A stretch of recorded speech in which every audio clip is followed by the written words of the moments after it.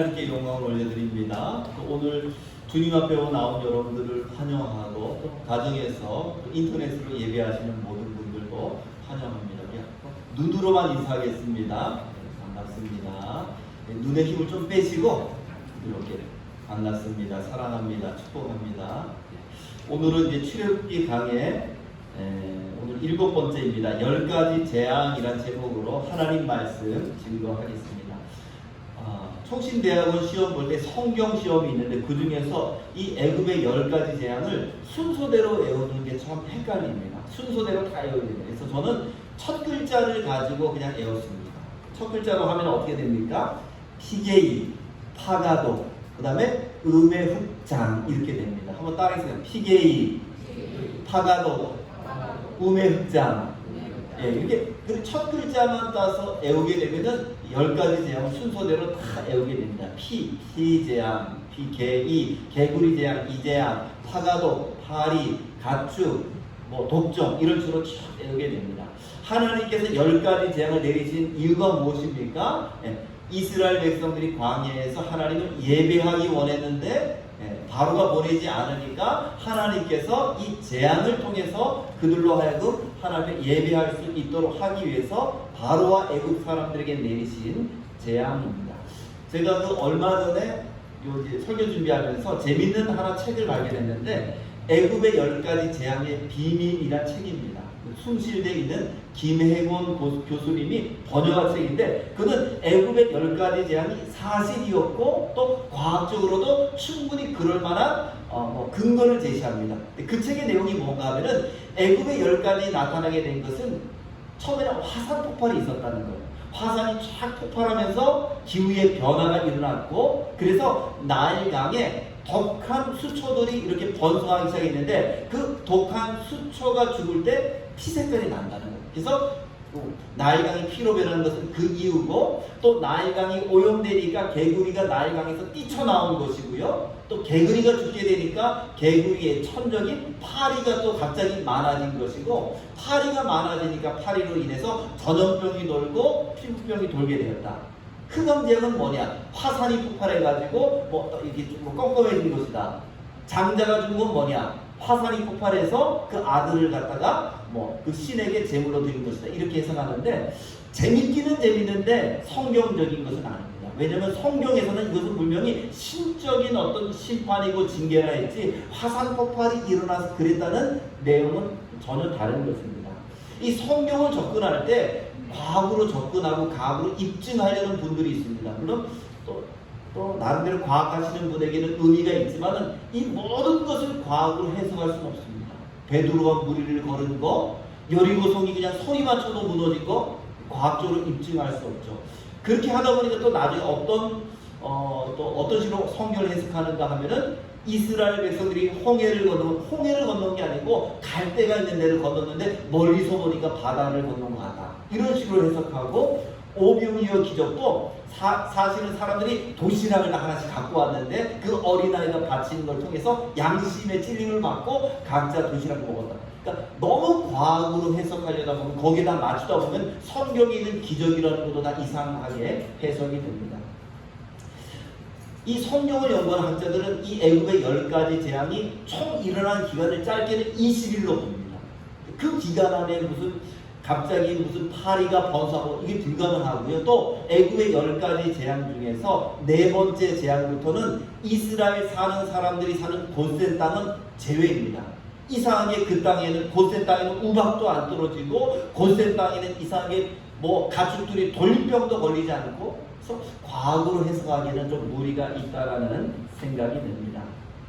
자, 그러면 하나님께서 애굽의 10가지 재앙을 내리는 궁극적인 목적은 무엇인가? 3가지가 있습니다. 첫 번째는 뭐냐? 첫 번째는 하나님의 능력을 보여주기 위한 것입니다. 출애굽기 9장 16절 말씀 보니까 내가 너를 세웠음은 나의 능력을 내게 보이고 내 이름이 온 천하에 전파되게 하려 하였습니다. 하나님께서 모세를 세우신 목적은 뭡니까? 모세를 통해서 하나님의 능력이 어디에? 온 세상에 전파되도록. 이 애굽의 10가지 재앙은 단순하게 바로와 애굽 사람들에게만 교훈하는 것이 아니고 오고 오는 수많은 세대 가운데 하나님이 얼마나 위대하시고 능력이 많으신지를 보여주는 그런 이적입니다. 왜냐하면 굳이 10가지 보일 필요 없잖아요. 처음부터 센 거를 다 꺼내가지고 처음부터 장자를 딱 죽인 다음에 안 보내 그 다음에 찾아요. 이러면은 두 손 두 발 들죠. 근데 하나님이 첫 번째, 두 번째 서서 이렇게 재앙을 내리신 것은 하나님이 얼마나 위대하신지를 충분히 보이기 위해서 10가지를 보이신 것입니다. 자, 두 번째는요, 하나님의 능력을 보이신 것이고, 두 번째는 애굽을 심판한다는 의미가 있습니다. 이스라엘 백성들이 애굽 땅에서 얼마나 많이 고초를 당합니까? 남자들은 그냥 돈도 못 받고 구역으로 끌려가서 건물을 짓고, 조금만 말을 안 들어 애굽 사람들이 그냥 막 채찍으로 내리치고, 여자들은 아이를 낳는데 아이가 남자 아이면은 그저 그냥 나일강에 산채로 던지라는 거죠. 지금 미국에서는 흑인 플로이드로 인해서 폭동이 일어나고 있습니다. 경찰관이 사실 플로이드 벌금 쳤거든요. 그래서 잡아서 너무 이제 무릎으로 세게 두다 보니까 호흡을 하지 못하게 됐고 죽게 되었습니다. 그걸로 인해서 폭동이 일어나는데 이스라엘 사람들이 당한 그 차별과 고통은 이 미국의 흑인들과 비할 바가 아닙니다. 산채로 자식을 나일강에 던졌으니 무슨 말도 안 되는 것이죠. 그래서 이스라엘 백성들이 출애굽할 때 바로가 이런 말을 했습니다. 출애굽기 10장 16절에 보니까 바로가 모세와 아론을 급히 불러 이르되 내가 너희 하나님 여호와와 너희에게 죄를 지었으니. 누구와 누구에게 죄를 지었다? 하나님 명령 거기서 하나님에게 죄를 졌고 또 너희에게도 죄를 졌다라고 고백합니다. 그러니까 애굽의 10가지 재앙은 애굽 사람들을 심판한다는 의미가 있습니다. 죄의 기억은 사라집니다. 우리가 말로 다른 사람들에게 상처 주고 우리는 잊을 때가 있거든요. 또 시간이 흘러가면 죄라는 것은 이 기억 속에 사라집니다. 그러나 죄라는 것은 하나님에게는 그대로 남아있습니다. 죄는 반드시 죄가를 치르게 되어 있습니다. 그래서 가능하면 빨리 회개하고 철저히 회개하고 깊이 회개하는 것이 유익합니다. 회개는요, 성령 충만한 사람이 하는 거예요. 혹시 제가 하는 말도 오해해서 죄인이 회개하는 것 아닙니다. 회개는 성령 충만한 사람이 하는 거고요. 회개는 은혜 받은 사람이 하는 거고요. 회개는 성숙한 사람이 합니다. 신앙이 낮으면 내가 무슨 죄를 졌는지도 모릅니다. 그러니까 성령이 충만하고 성숙한 사람이 회개한다는 것도 기억하시기 바랍니다. 자, 세 번째 의미는 뭐냐? 애굽의 10가지 재앙은 애굽의 신들을 심판한다는 의미가 있습니다. 애굽은요, 이 모든 게 다 신입니다. 땅도 신이고 강도 신이고 하늘도 신이고 소도 다 신인데 이런 신들이 얼마나 무익한지 또 그런 신을 심판한다는 의미가 있습니다. 민수기 33장 4절에 보니까 여호와께서 그들의 신들에게도 벌을 주셨더라. 애굽의 누구요? 신. 그러니까 10가지 재앙은 애굽의 10가지 신에 대한 심판과 재앙입니다.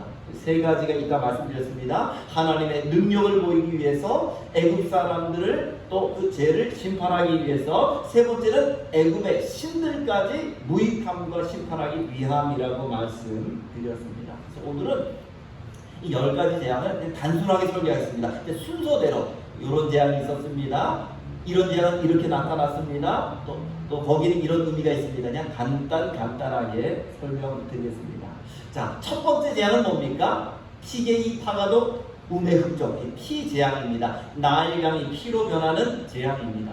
재미있는 것은 모세는 그 나일강의 물이 피로 변하게 했고 이 최초의 이적입니다. 그럼 예수님은 그 물을 뭘로 만드셨습니까? 포도주로 만들었습니다. 포도주. 예수님의 첫 번째 이적은 물을 포도주로 만드는 것이었고 모세의 첫 번째 이적은 물을 피로 만드는 것이었습니다. 이 나일강은 애굽 사람들이 가장 신성하게 여기는 하피라는 신입니다. 굉장히 신성하게 여깁니다. 왜냐하면 애굽의 모든 것이 이 애굽의 나일강으로 인해서 유지되기 때문에 아주 신성하게 섬깁니다. 제가 지난번 말씀드린 것처럼 그 바로의 공주가 그 나일강에서 이제 나일강이 와서 그 모세를 발견하게 되는데 왜 나일강까지 왔습니까? 궁전에 무슨 세수하고 뭐 씻을 데가 없어서 온 게 아니고 나일강에 와서 씻는 그 자체가 나일강 신에게 드리는 어떤 예전적인 의미가 있다라고 말씀 제가 드렸습니다. 근데 하나님께서 이제 모세에게 뭐라고 하냐면은 7장 15절 말씀 보니까 7장 15절 말씀 보니까 이렇게 기록되어 있습니다. 아침에 너는 바로에게 가라. 보라, 그가 물 있는 곳으로 나오리니. 바로가 물 있는 곳으로 언제 나온다고요? 아침에 나온다. 바로는 왜 이른 아침에 이 나일강으로 나왔을까요? 저도 이제 아침에 그 중량천 가서 운동하는 분들이 많이 있거든요. 근데 이 바로는 왜 나일강으로 나왔을까요? 운동하러 나왔을까요? 그것은 아닙니다. 이 나일강의 하피신이 이 애굽에서 가장 중요한 신이기 때문에 어떤 종교적인 의미로서 어떤 종교적인 어떤 전례로서 나와서 겐지스강에 몸을 씻음으로 죄를 씻는 것처럼 어떤 그런 의미로 나왔습니다. 그렇지 않고 이 바로가 이른 아침부터 나일강에 나올 필요가 없는 거죠. 그래서 미리 나가 있다가 아침에 일찍 바로가 나오면은 지팡이를 가지고 나일강을 쳐서 피로 변하게 하라라고 이렇게 말씀하고 있습니다. 자, 질문 하나 드리겠습니다. 나일강만 변했을까요? 나일강만 변했습니까? 아까 우리가 말한 것처럼 무슨 해초가 변해가지고 해초가 죽어서 뭐 나일강이 변했다.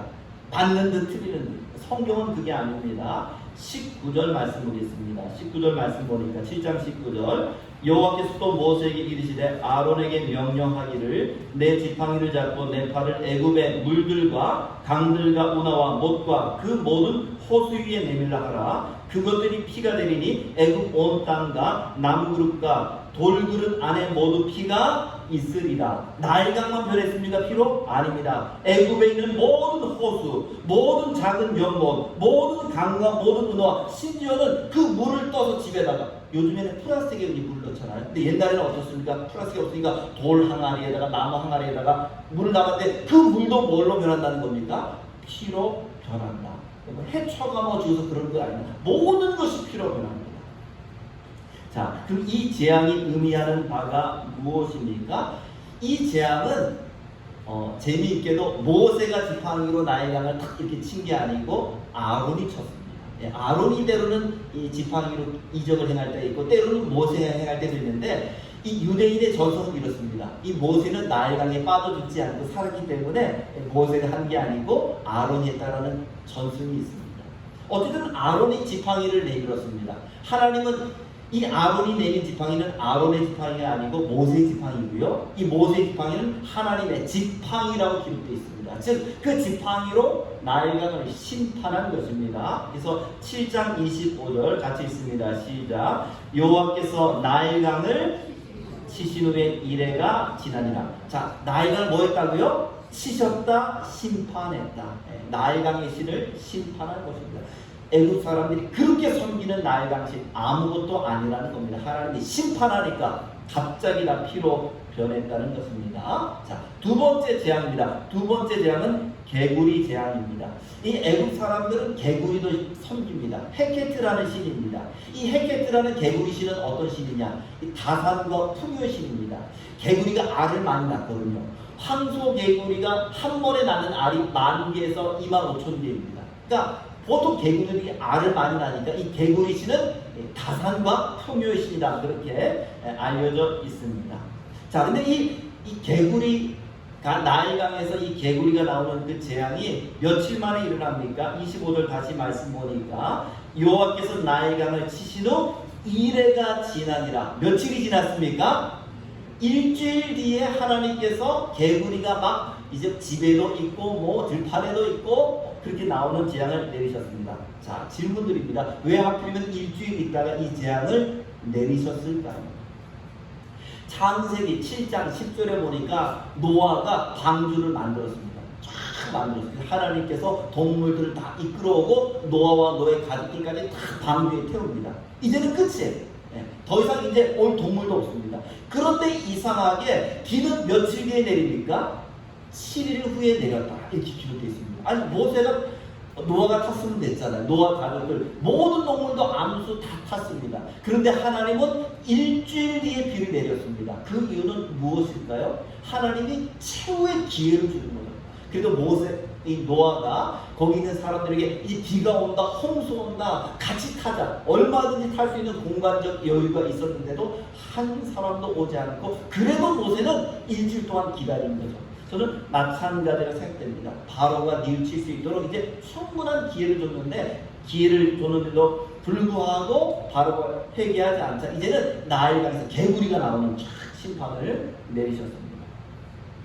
재밌는 것은 애굽의 술사들도 첫 번째 재앙과 두 번째 재앙을 따라갑니다.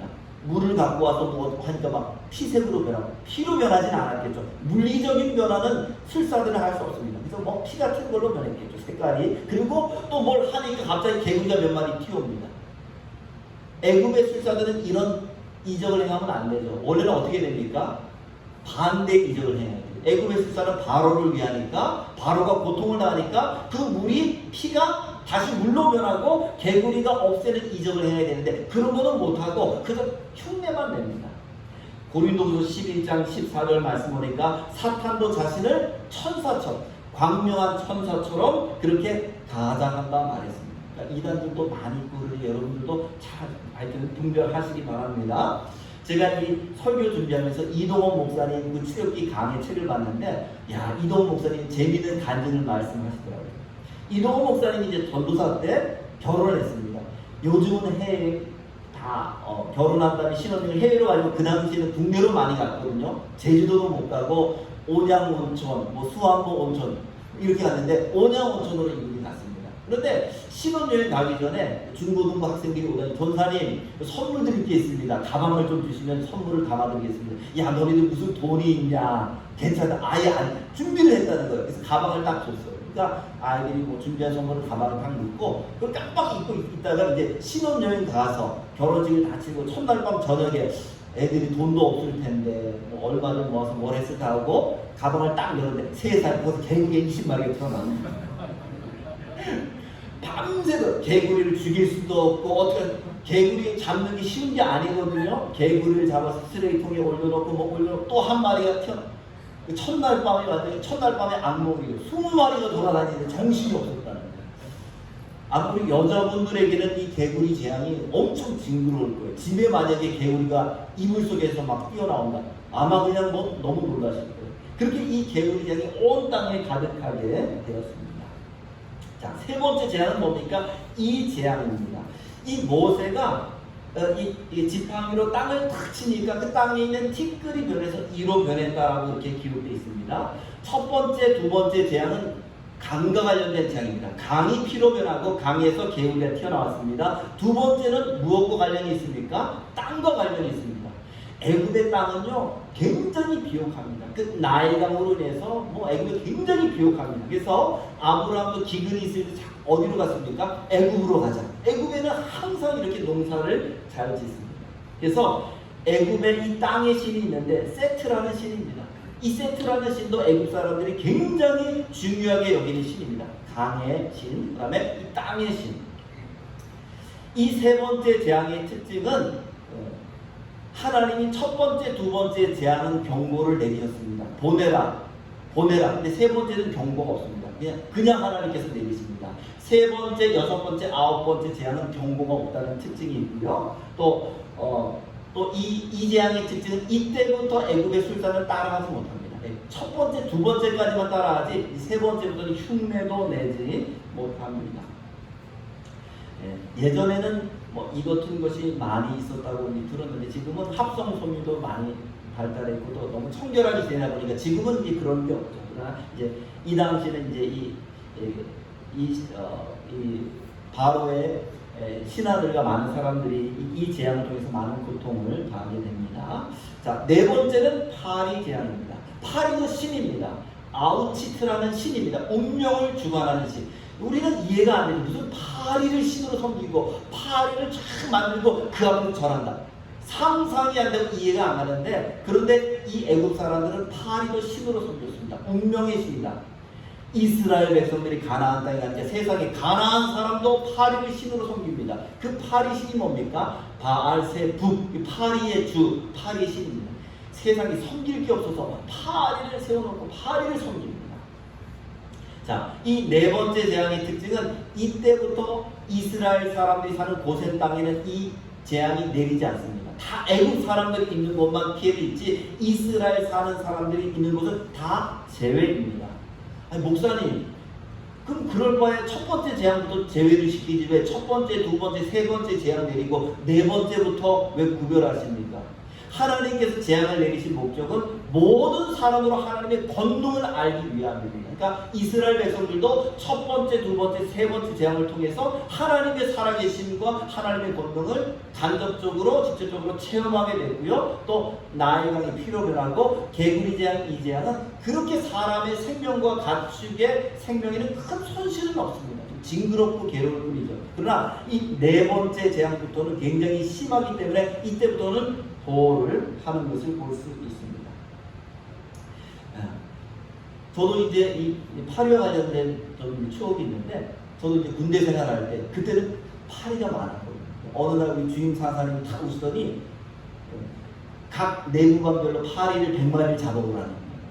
그때 제가 막내였거든요. 제 위에 고참이 하나 있었거든요. 선임들이 너희 둘 저녁 9시 정도인데 그때까지 파리 100마리 잡았다 하는데, 세상 평상시에는 파리 그렇게 잘 보이다가 잡으려고 하는 게 어디 갔는지 안 보이는 거예요. 내부만에서 파리 잡는데 암만 잡아봐도 한 20마리 정도밖에 못 잡은 거예요. 그래서 주님 어떻게 합니까? 파리를 잡아야 되는데 주님이 지혜를 주시는 거예요. 화장실로 가라, 화장실로 가라. 그 당시 화장실은 재래식이었거든요. 화장실에 가니까 또 상당히 많이 있더라고요. 화장실에 파리를 다 잡았습니다. 그렇게 모았는데도 보니 한 50마리밖에 안 되고, 이 들판에서는 못 잡습니다. 어디 붙어 있어야 딱 잡는, 날아가는 파리는 못 잡거든요. 제가 무슨 소림사모도 아니고, 하나님 이거 어떻게 하면 50마리 더 있어야 되는데 이거 준비하고 우리 혼나는데 못 잡느라요. 주님 또 지혜를 주시는 거예요. 식당으로 가라. 식당이 뭐가 있습니까? 파리 끈끈이게 하나를 떼면 거의 한 50마리 이상 붙어 있는 거예요. 떼가지고 정확히 100마리 해가지고 깡 냈던 기억이 있습니다. 근데 지금은 이제 파리가 많이 없죠. 지금은 이제 또 많이 도시가 청결화돼서 파리는 많이 없습니다. 자, 질문 한번 드리겠습니다. 애굽 사람들을 괴롭힌 파리는 어떤 파리일까요? 똥파리입니까? 날파리입니까? 새파리입니까? 무슨 파리입니까? 곤충의 종류가 83마리가 있다. 83만 마리가 있다고 합니다. 파리는 종류가 얼마 되는지 아십니까? 파리는 15만 마리입니다. 세상에. 조농사는 파리가 그렇게 많은지 몰랐어요. 세 가지밖에 없는 줄 알아요. 똥파리, 새파리, 날파리. 15만 종류가 파리 종류가 있다 합니다. 근데 여기 있는 파리는 어떤 파리였을까? 여기는 없고요. 시편 75편 45절에는 이런 말씀이 있습니다. 새 파리떼를 그들에게 보내어 그들을 물게 하시고 개구리를 보내어 해하게 하셨으며, 시편에서는 이 파리가 무슨 파리 합니까? 새 파리다. 새 파리 물리면은 이게 모기에 물린 것보다 더 아프다고 합니다. 근데 원문으로는 새 파리가 아니고 파리떼들입니다. 근데 어쨌든 파리떼들 모르는데 그 파리가 사람들 뭐 했다고요? 물었다는 거죠. 그러니까 이 파리는 사람을 무는 파리입니다. 그래서 새 파리일 수도 있고, 또 블랙 프라이라는 이 파리는 사람을 문다고 합니다.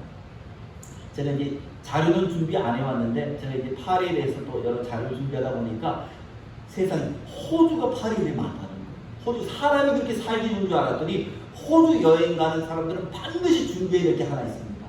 파리로부터 자신을 보호하는 모자를 하나 준비해야 되는데, 모자가 이렇게 번거지 모자가 있고 이 얼굴 전체를 모기장처럼 이렇게 탁 막습니다. 그리고 이 모자 끝에 뭐가 실 같은 게 달려 있어서 탁탁 돌리면 이게 돌아가면서 앞에 파리를 치는 거예요. 파리가 그렇게 많다는 거예요.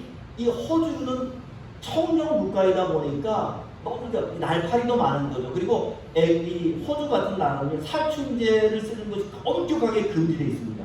그러니까 파리를 죽일 수도 없고요. 또 낙농 국가이니까 뭐 파리가 굉장히 많습니다. 그래서 호주에 관련된 사진 보니까 사람들 등에 있잖아요.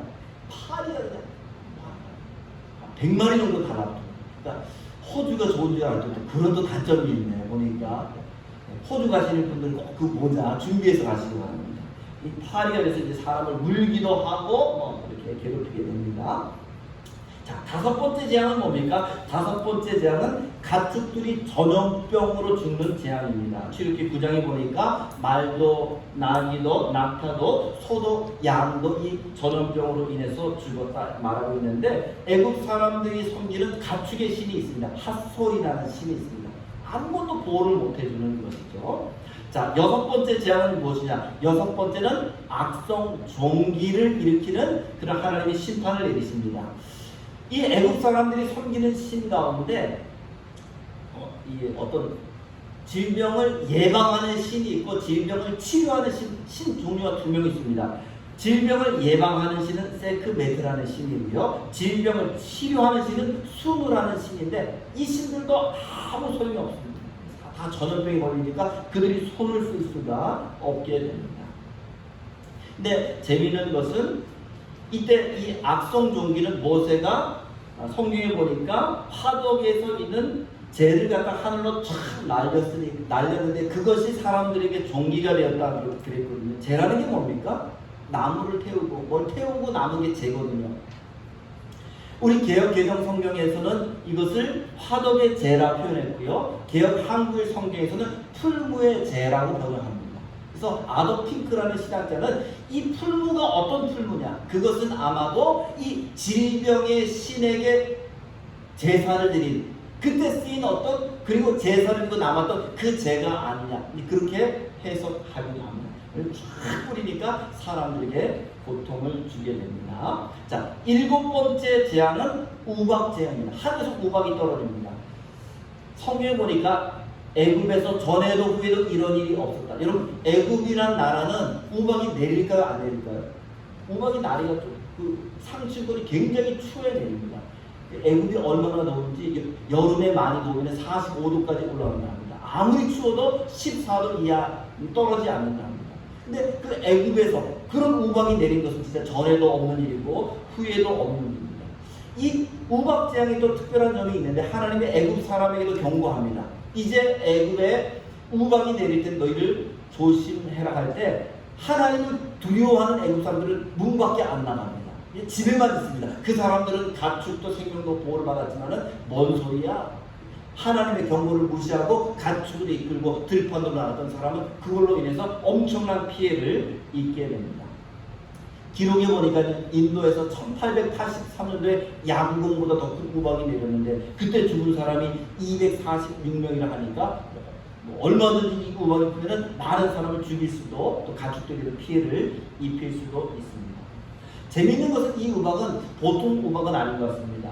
출애굽기 9장 24절 말씀 보니까 우박이 내림과 불덩어리가 우박에 섞여 내림이 심히 맹렬하니 그냥 우박이 내리지 않고 뭐가 섞여 내렸다고요? 불덩어리가 섞여 내렸다. 이거는 두 가지로 봅니다. 학자들은 진짜 불덩어리가 섞여서 내렸다고 보는 학자도 있고 또 어떤 학자들은 이때 천둥이 막 치면서 번쩍번쩍하면서 우박이 내렸기 때문에 그렇게 표현했다라는 분들도 있습니다. 어쨌든 이 우박으로 해서 많은 사람들이 고통을 당하게 됩니다. 여덟 번째 재앙은 메뚜기 재앙입니다. 이 메뚜기는 애국 사람들은 이 농사의 신으로 세라피스라는 농사의 신을 섬기는데 이 메뚜기가 막 쫙 때려오다 보니까 뭐 농사짓 모든 것이 다 황폐하게 되었습니다. 제가 이제 오늘 설교하기 전에 이번 주간에 어떤 영상 봤는데 메뚜기가 한번 때려나니까요 하늘이 어두워지죠. 그러니까 어떻게 표현해야 될까요? 그 아프리카에 메뚜기가 날아다니는 사람이 지나오는데 막 눈이 팍 내리는 것처럼 그렇게 메뚜기가 많아요. 그렇게. 그럼 메뚜기 하다 보니까 농사 지었던 것들이 그냥 이렇게 피해를 입게 되는 걸 볼 수 있습니다. 자, 아홉 번째 재앙은 흑암 재앙입니다. 애굽 사람들이 섬기는 신 가운데 또 중요한 것이 강의 신, 땅의 신, 또 하나가 태양신입니다. 라라고 하는 태양신을 섬겼는데 하나님이 재앙을 딱 내리시니까 3일 동안 흑암이 이스라엘 땅에 있게 되는 것을 볼 수 있습니다. 제가 만약에 하나님이 저에게 꿈으로라도 한번 보여주시면은 저는 이 10가지 재앙 중에서 이 흑암 재앙을 한번 보고 싶어요. 왜냐면은 이스라엘 사는 사람들에게는 3일 동안 빛이 있었고 애굽 사람들이 있는 곳에는 어둠이 있으니까 그 가운데서 왔다 갔다 그 경계선에서 왔다 갔다 하면은 얼마나 신비할까. 어떤 큰 산은 비가 올 때 이쪽에 비가 와도 큰 산을 하나 딱 자동차로 운전을 넣으면 이쪽에 비가 안 오고 막 맑은 데도 있거든요. 그래서 얼마나 그게 신기할까라는 생각이 들었습니다. 예수님이 죽으실 때도 몇 시간 동안 하늘이 어두웠습니까? 3시간. 애국은 3일. 이 흑암은 과연 무엇을 의미할까요? 하박국 1장 13절 말씀 보니까 주께서는 눈이 정결하심으로 악을 참아보지 못하시며 패역을 참아보지 못하거나 하나님께서는 눈이 정결하게 차라리 못 본다는 거예요. 너무 악이 많고 너무 패역이 많아서 차라리 보지 않는다는 거죠. 그래서 애굽 땅에 흑암이 3일 동안 있었다는 것은 하나님께 그들의 죄를 참아 볼 수 없었다는 것을 또 의미하기도 합니다. 자, 10번째 재앙은 무엇입니까? 애굽의 장자라 죽는. 거기서 이제 6월절이 나오게 되는데 이거는 제가 다음 주에 설명드리겠습니다. 자, 오늘 말씀 결론 맺겠습니다. 애굽의 10가지 재앙을 내린 목적이 있습니다. 첫 번째는 하나님의 능력을 보이기 위해서, 두 번째는 애굽을 심판하기 위해서, 세 번째는 애굽의 신들의 무익함을 증거하기 위해서 심판을 내리셨습니다. 이 재앙 중에서 한 가지 우리가 꼭 기억할 게 우박 재앙입니다. 우박 재앙, 하나님 분명히 나가지 말라 했거든요. 근데 그것을 무시한 사람은 어떻게 됐습니까? 우박으로 인해서 큰 피해를 당하게 됐습니다. 그래서 하나님이 우리를 보호하기도 하지만 우리도 지켜야 될 것은 지켜야 됩니다. 물론 코로나로부터 여러분들을 보호해주기를 저는 기도합니다. 그러나 우리들도 어떻게 됩니까? 우리들도 최선을 다하고 지킬 것은 지켜야 됩니다. 그래서 여러분들도 마스크도 쓰시고 또 사람 많은 데로 가지 않아서 좀 조심할 수 있는 여러분들을 주님의 이름으로 축복합니다. 네, 기도하겠습니다. 하나님, 오늘은 애굽의 10가지 재앙을 살펴보았습니다. 하나님의 위대한 능력과